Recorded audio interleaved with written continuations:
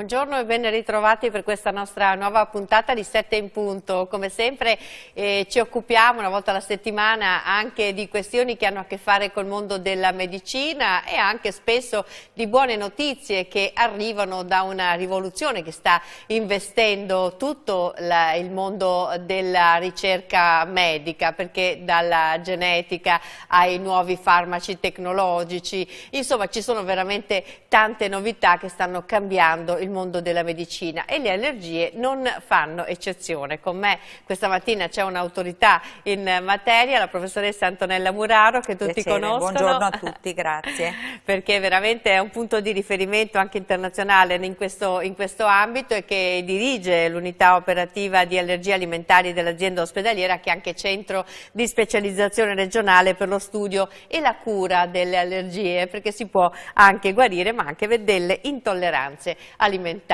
Insomma, diciamo che siamo sempre più alle prese con questo tema. La vita che facciamo, quello che mangiamo, chi lo sa cosa ci porta verso queste allergie, però la medicina ci aiuta. Sì, in particolare in questi ambiti, perché si è sviluppato il primo vero farmaco per l'allergia, per esempio all'arachide. Che è un'allergia temibilissima. È un'allergia temibilissima perché dà reazioni gravi, la dà in adolescenti e giovani adulti ed è una delle prime cause di morte per allergia in questa tipologia di pazienti, perché è un'allergia che spesso non si supera, come per esempio l'allergia al latte e all'uovo, quindi non c'è una guarigione spontanea, si porta verso la vita dell'adolescente e del giovane adulto, dove le occasioni di vita di relazione e sociali favoriscono le trasgressioni, le contaminazioni e di conseguenza le reazioni anche gravi. Tra l'altro è una forma di allergia che lascia i genitori sempre in allarme continuo, perché noi vediamo che qualsiasi cosa mangiamo c'è scritto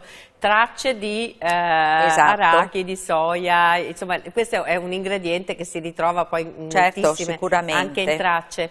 E quindi adesso abbiamo questo nuovo farmaco che il nostro centro, unico centro italiano, ha contribuito a sviluppare negli anni scorsi, quindi è già in vendita in Europa, in Francia, in Germania e nel Regno Unito, e c'è tutto l'iter regolatorio all'AIFA per avere l'approvazione nel 2023.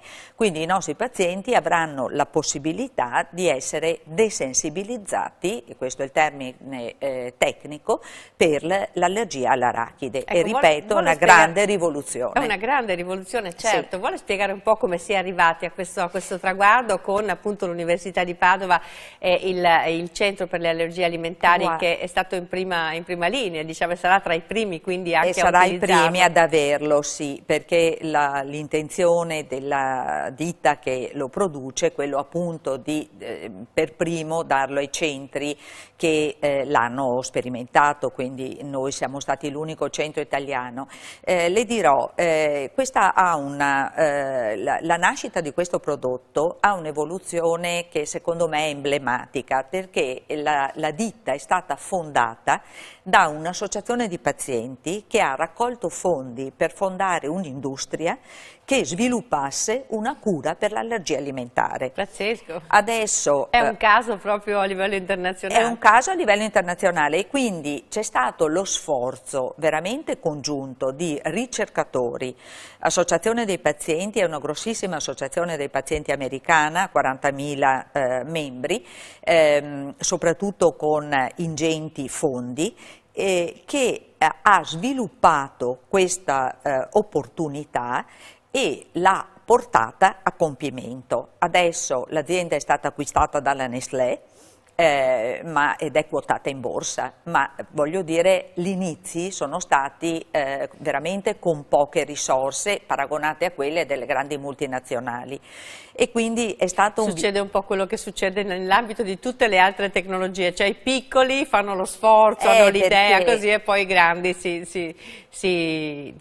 ma forse è giusto che sia così, perché forse non ci sarebbero tutti i mezzi per la disseminazione e l'importanza diciamo, la diffusione su larga scala di questo nuovo farmaco, mentre altre multinazionali hanno le capacità di commercializzazione. Però è stato un viaggio veramente entusiasmante, perché tutti coloro che erano, come dire, coinvolti in questa tipologia di allergia hanno contribuito in diversi modi, e per il fatto di essere all'interno di un network internazionale il nostro centro è stato selezionato come unico centro italiano. Allora, questo farmaco, da quello che capisco, è anche un farmaco molto innovativo che apre una strada nuova nel campo delle allergie.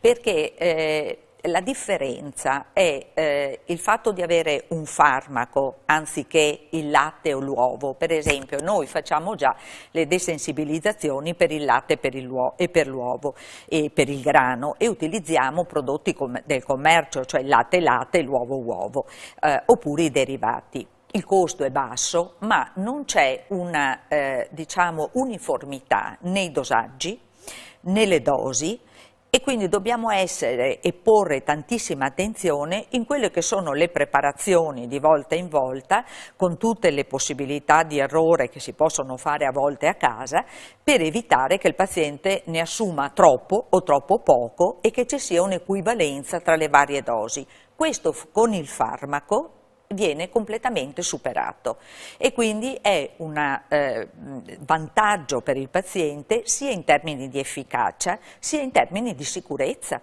e quindi è fondamentale avere farmaci in questo senso. Il problema sarà il rimborso di questi farmaci, quindi io so che c'è un iter all'AIFA per avere rimborso di questi farmaci. Che sono costosi attualmente? Rispetto a molti altri farmaci no. Però comunque è un costo. Si fa presente tuttavia che questi pazienti che verranno selezionati non sono i pazienti che tendono a guarire da un'allergia alimentare, ma sono i pazienti più gravi, e quindi sono i più rari rispetto agli altri. Ed è un farmaco che loro devono prendere per sempre o per un periodo? Allora, questo è ancora in fase di valutazione. Al momento ci sono due opzioni: il paziente che esce dai protocolli di ricerca lo sta continuando per tutti i giorni, e i pazienti che invece lo fanno 2 volte alla settimana, e stiamo vedendo se nel tempo quali sono quelli che beneficiano di più.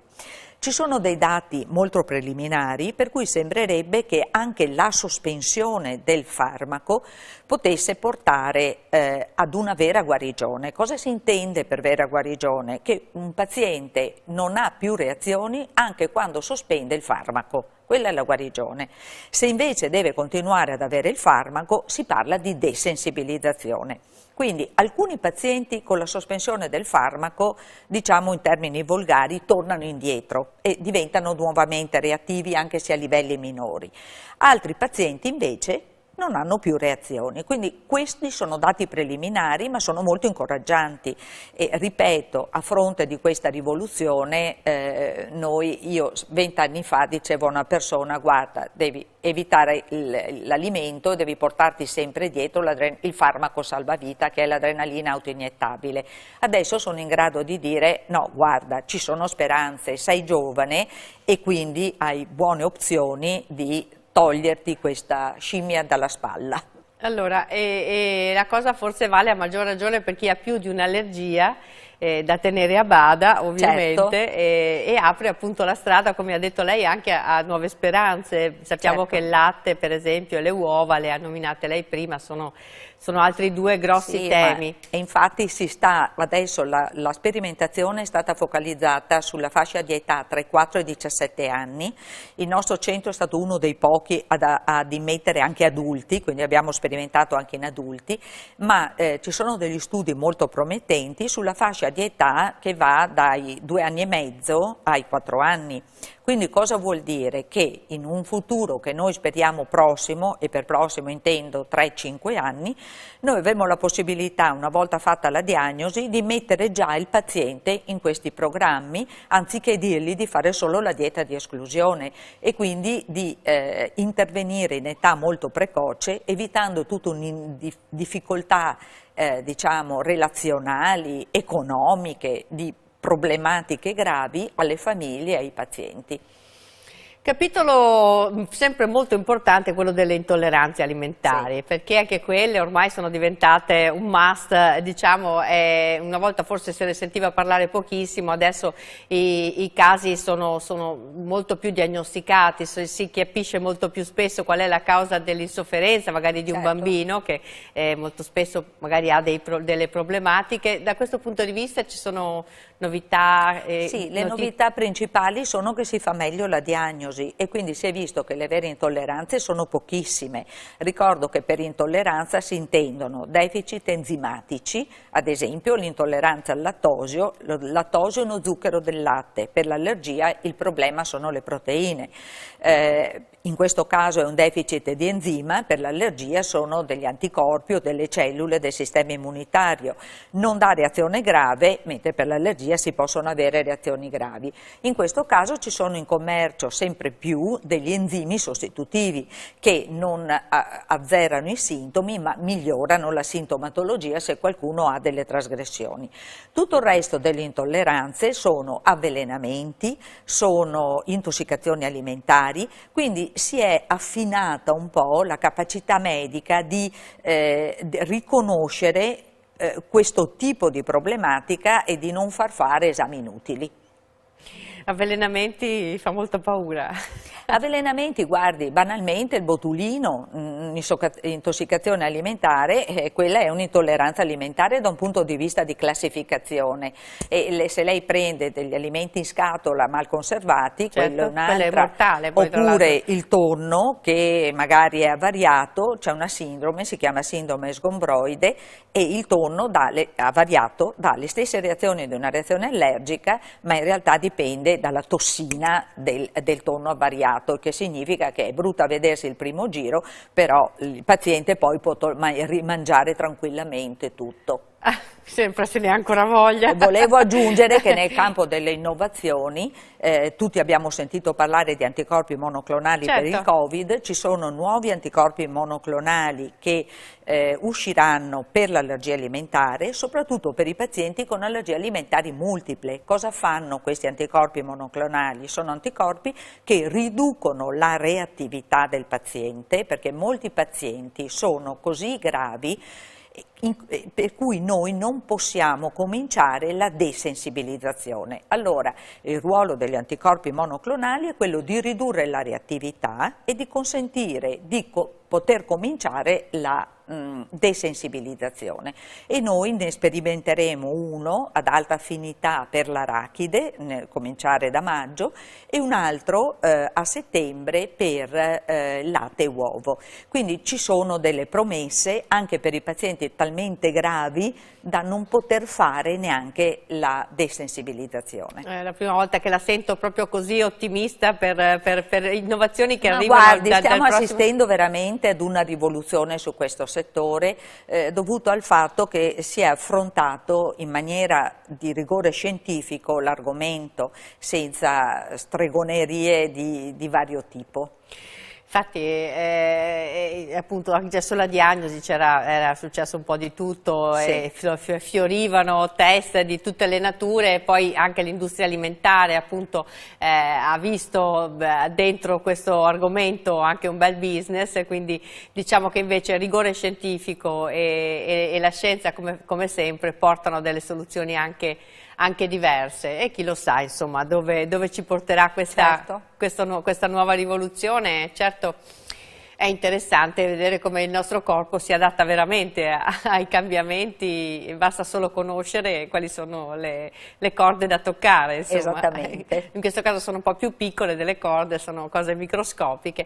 Senta, abbiamo parlato anche del Covid l'ultima volta che è venuta, ci sono delle novità perché una larga letteratura c'è stata su questo vaccino, ovviamente, che ha diviso coscienze, famiglie, amicizie, invece in realtà pochissime reazioni ha avuto dal punto di vista delle allergie e poi delle situazioni avverse. Guardi, c'è stato un recentissimo report del Centro per il controllo delle malattie, si chiama CDC, negli Stati Uniti, dove hanno analizzato retrospettivamente tutte le loro reazioni, che sono veramente bassissime per i milioni di dosi inoculate, quindi veramente il vaccino è stato sicuro e ha salvato vite umane, perché adesso noi stiamo vedendo un aumento dei contagi, ma non delle morti e non dei ricoveri ospedalieri, e quindi questo significa che veramente si è trovata una strada sempre grazie alla scienza, e il fatto che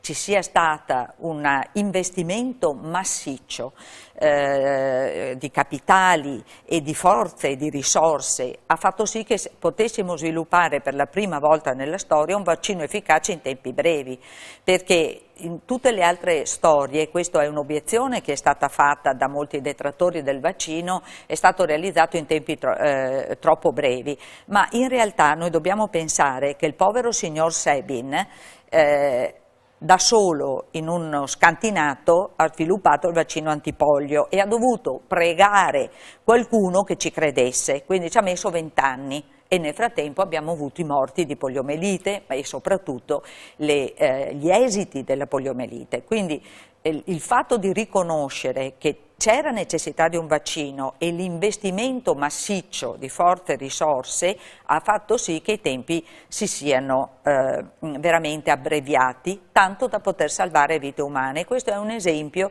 di come la cooperazione tra gli uomini, invece che le guerre, potrebbe dare molto meglio. Adesso parleremo anche di questo argomento, perché la professoressa Muraro è stata anche protagonista di un caso di cui ha parlato tutta la stampa, cioè dell'arrivo dei primi 63 bambini dall'Ucraina a guerra appena iniziata. Sì. È stato un impulso di umanità che ha mosso il medico e la persona, e che veramente è stato un traguardo importante, perché all'epoca ancora non si sapeva bene niente, erano i primi giorni di guerra e voi siete partiti lancia in resta per recuperare questi bambini con l'associazione L'Isola che non c'è. È stato, sì, guardi, è nato bellissimo. Occasionalmente in una circostanza incredibile, e io da credente dico che Dio volge in bene anche il male delle volte, quindi era una circostanza incredibile e molto sfortunata per la mia famiglia, in cui ho incontrato la dottoressa Barbieri e il presidente dell'Isola che non c'è, che avevano ospitato dei bambini nel progetto Chernobyl, e che avevano mandato loro sul cellulare dei messaggi dal rifugio. Erano sotto le bombe a Kiev e a Leopoli, e avevano paura e piangevano, e il presidente e la dottoressa si chiedevano: come facciamo ad andarli a prendere? Dobbiamo andarli a prendere. E io ho detto: ma proviamoci, perché non ci proviamo?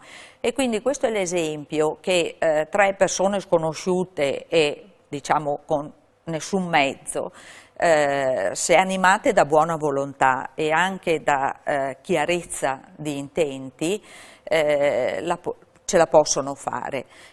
Mi atterrisce solo il fatto che adesso non possano essere questi bambini distrutti dalla burocrazia e da delle leggi contorte. Spero che vengano affidati alle famiglie che li avevano ospitati e che possano restare in zona vicini l'uno agli altri. Ricordo che sono 63 orfani, erano senza documenti, e io devo ringraziare moltissimo l'ambasciata italiana a Varsavia, perché li ho svegliati di giorno, di notte, di sabato e di domenica, era un weekend, e ho fatto la stalker. Non solo non si sono lamentati, ma hanno offerto tutto l'aiuto possibile. Sono stati chiamati alle 3 di notte e alle 11 di sera, e devo ringraziare anche alcuni parlamentari di cui non posso citare il nome, ma che svegliati di notte hanno svegliato il ministro degli esteri. E quindi è stato proprio un concorso di circostanze che ci ha fatto capire che quei bambini dovevano venire fuori, che ce l'abbiamo fatta, e ce l'abbiamo fatta operativamente, in maniera istituzionale, perché questi bambini senza documenti sono arrivati tutti con i documenti e l'ambasciata italiana a Varsavia in un giorno ha fatto tutti i passaporti, quindi sono stati veramente bravissimi. Adesso lei ha detto c'è un po' di amarezza perché la gestione qui in Italia è un po' più complessa dal punto di vista burocratico e ci sono io spero che possano essere assegnazioni, i tribunali sono minori senza genitori come ha detto lei. Quindi... Esatto, questi bambini sono bambini orfani, sono cresciuti in orfanatrofi veramente di tipo un po' particolare, sono bambini che non hanno avuto il calore di una famiglia, sono bambini che vanno recuperati, che vanno assegnati alle famiglie e che vanno assegnati al calore di una famiglia, e ce ne sono tante che vorrebbero, di ottima volontà. Io sono rimasta colpita dal cuore di queste persone. Ma quali sono gli ostacoli più importanti a questo, perché questo accada? Esiste un iter particolare al Tribunale dei minori, per cui il Tribunale dei minori ha dei passaggi che sono obbligati, ma io confido che come in tempo di guerra si fa di emergenza virtù, si faccia di emergenza virtù anche cercando il bene del minore, e quindi so che tutti, accorciando i tempi di una procedura che è molto lunga, che dura mesi e anni, che dura mesi, e di cui questi bambini non hanno bisogno. Sono bambini traumatizzati da traumi precedenti e da traumi recenti. Beh, bravissima, e complimenti anche per questo aspetto del suo carattere che si è fatto manifesto in questa circostanza, ma devo dire che nella vita di moltissimi medici sappiamo che la solidarietà è un ingrediente importante. Io lavoro con i bambini, quindi per noi è più facile, non so, per i pediatri è più facile. Tra l'altro devo dire che tutti i pediatri si sono messi a disposizione, perché il nostro sistema sanitario offre moltissimo alle persone che arrivano come profughi nel nostro paese come assistenza sanitaria, ma non offre il medico di base, il pediatra, e in realtà tutti i pediatri si sono messi a disposizione, quindi è stato un grande gesto anche da parte del mondo della sanità e dei pediatri in particolare. Allora, parliamo di allergie, torniamo al nostro argomento principale della puntata, perché abbiamo trascurato un po' quelle che tra un po' fanno impazzire tutti, le allergie che hanno a che fare con l'arrivo della primavera. Vediamo intorno a noi fiorire questa primavera bellissima, che non sempre però porta solo benefici. Come sta andando la situazione? Tra l'altro abbiamo il sito dell'ARPA qui del Veneto. E nel sito dell'ARPA, ecco, questo è un suggerimento pratico per i nostri ascoltatori, nel sito dell'ARPA www.arpa.veneto calendario pollini si trovano le indicazioni per quella che è la diffusione dei pollini nella provincia specifica per lo specifico allergeno. In questo momento abbiamo betulla, nocciolo, comincia l'olivo, che sono ad intensità media, medio-alta, mentre non ci sono ancora graminacee, e l'alternaria, che è una muffa, ricordo, non di casa ma una muffa esterna che vola come un polline, è ancora bassa. Eccola qua, infatti vediamo questa strisciolina qui sotto azzurra che dice che ancora i livelli sono bassi. Che ancora i livelli sono bassi. Quindi i soggetti allergici alla betulla e al nocciolo sono già in piena stagione. Ecco qua. Ecco, io vi faccio presente che il calendario pollini dell'ARPA è indietro di una settimana. Cosa vuol dire? Che noi vediamo i dati della settimana scorsa in questo momento, perché ovviamente i dati vengono raccolti in specifici contenitori e poi analizzati. Spendo una lancia qui per una promozione di questa attività che è in chiusura con scarsità di fondi e scarsità di risorse. È fondamentale che questa attività possa essere mantenuta, cioè la mappatura dei pollini è fondamentale che possa essere mantenuta e, se possibile, ampliata, perché è vitale per i pazienti e in realtà non viene considerata assolutamente una priorità. Quindi questa mappatura, quella che stiamo vedendo? Sì. Allora dai, ci uniamo sì a questo appello importante. Perché insomma, è importantissimo per i pazienti, anche, ripeto, anche perché saranno numerosissimi tra l'altro i pazienti esatto, che consultano queste pagine. Esatto, e noi siamo una regione molto virtuosa in questo proposito, la nostra ARPA è efficientissima in questo, però tutti hanno bisogno di un supporto concreto, anche per il personale stesso che esegue Concretamente come queste mappe aiutano i pazienti? Cioè loro si possono proteggere con magari prendendo dei farmaci specifici o uscendo di meno? Cioè... sì, o uscendo di meno. L'altro aspetto è per esempio un paziente che comincia ad avere sintomi adesso e che sa di essere allergico alle graminacee, guardando questa mappa vede che le graminacee la scorsa settimana non c'erano, quindi verosimilmente stanno cominciando adesso. Oppure che lui si è sensibilizzato, o lei, sono sensibilizzati a qualcos'altro. E quindi due sono gli aspetti: o chiedere all'allergologo di ripetere le prove perché ci sono solo betulle e nocciolo, quindi c'è qualcosa che non quadra, oppure di considerare che ci può essere un inizio di graminacee, e francamente penso che ci sia, perché oggi avevamo 21 gradi, c'è siccità e cominciano già ad esplodere esattamente come se fossimo a maggio. Sono tutte simili queste allergie, forse anche per quello che appunto uno deve orientarsi anche a seconda della presenza del... Sì, e da un punto di vista sintomatologico lei ha il quadro di una rinite allergica, di una congiuntivite allergica, dell'asma allergico, quindi le manifestazioni cliniche spesso sono uniformi, ma cambia un po' se qualcuno è allergico alla betulla o qualcuno è allergico alle graminacee, perché per esempio se va in un'area tipo i colli dove lei ha noccioli e betulla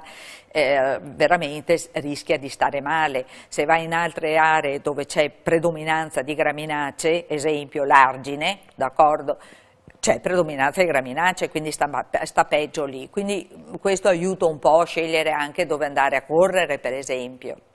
Senta, invece abbiamo parlato di desensibilizzazione come arma, diciamo, che voi avete a disposizione per contrastare l'allergia, vale anche per queste allergie? Soprattutto perché adesso rispetto al passato, dove noi avevamo soltanto l'immunoterapia, i vecchi vaccini per via iniettiva, diciamo, le persone della mia età si ricordano l'immunoterapia sul braccio. Adesso ci sono vaccini, cosiddetti vaccini, che sono in realtà farmaci, e ricado qui nel discorso che ci eravamo detti, cioè tutti calibrati, dosati con il dosaggio uniforme, che contengono esattamente quell'allergene, quindi sappiamo che cosa c'è dentro, che vengono messi sotto la lingua come una caramella ed assorbiti. In questo modo trattamenti che si fanno 7 mesi all'anno per 3 anni consecutivi portano ad una assenza di sintomi nei pazienti che hanno per esempio solo quella specifica allergia per 5-7 anni. Quindi è una rivoluzione anche questa. Certo, è anche molto più facile appunto. Ed è molto più facile. Qual è la difficoltà in queste circostanze? Alcuni pazienti sono così sensibili che non tollerano questi farmaci, quindi si tratta di un aggiustamento, ma in realtà c'è un superamento che è veramente innovativo e che consente una cosa più su larga scala. È che in realtà in questo momento è erogato e rimborsato gratuitamente questo tipo di terapia solo per pazienti molto selezionati, mentre l'ideale sarebbe darlo a pazienti in fase iniziale, tipo i bambini, perché previene l'insorgenza di asma, e quindi ma ci vorrà tempo, ma ci arriverà. Insomma, intanto piano piano capiamo di più anche di come funziona l'organismo umano, ecco, e del perché va a riconoscere queste cose come cose aggressive, mentre in realtà sono cose che per tante persone sono gestite dall'organismo in maniera molto, molto normale. Sappiamo che sono un po' in crescita tutte queste forme, sì. C'è un motivo legato all'inquinamento, allo stress? Avete qualche idea del perché? Ma guardi, è un problema di multifattorialità dovuto al fatto che noi, cambiando gli stili di vita, abbiamo cambiato i germi intestinali, i germi respiratori, che ci aiutano anche a sviluppare un'immunità adeguata. Non processiamo gli alimenti allo stesso modo perché gli alimenti sono processati in maniera diversa e quindi nel momento del confezionamento industriale, chiamiamolo così, possono slatentizzarsi nuovi allergeni e sparirne altri, e nello stesso tempo anche le coltivazioni sono fatte in maniera diversa, ma questo non significa che noi dobbiamo ritornare al 1200, cioè nel Medioevo. Significa solo che dobbiamo trovare delle strategie diverse per mantenere i benefici che l'industrializzazione ci ha dato, che sono tanti vantaggi, con quelli che sono gli effetti secondari. Perché, faccio un esempio, si è visto che c'è stato un picco di allergie quando si è instaurata un'appropriata rete fognaria. Perché questo? Perché prima i soggetti erano occupati, diciamo, occupavano il loro sistema immunitario a difendersi dalla tubercolosi, dai germi intestinali, dal colera. Nel momento in cui c'è stata un'adeguata rete fognaria, tutti questi stimoli sono decaduti e il sistema immunitario ha trovato altri nemici. Ma in realtà non è che dobbiamo abolire il sistema fognario. Quindi certo. Questo esempio lo porto proprio per dire che noi abbiamo avuto tantissimi vantaggi dall'industrializzazione, che sono poter mangiare in qualsiasi momento, tantissimi vantaggi. Dobbiamo trovare delle strategie per bilanciare quelli che sono spesso dei necessari effetti collaterali. Ringrazio la professoressa Muraro, sempre molto chiara e Grazie. ci spiega molto bene quello che succede all'interno del nostro organismo e quali sono i processi appunto di adattamento o disadattamento del corpo umano. Grazie, buona giornata, a voi, buon arrivederci. lavoro e in bocca al lupo anche per questi 63 bambini che speriamo trovino presto accoglienza anche nelle case delle persone che li stanno aspettando. Grazie a voi per essere stati con noi e buona giornata. Grazie.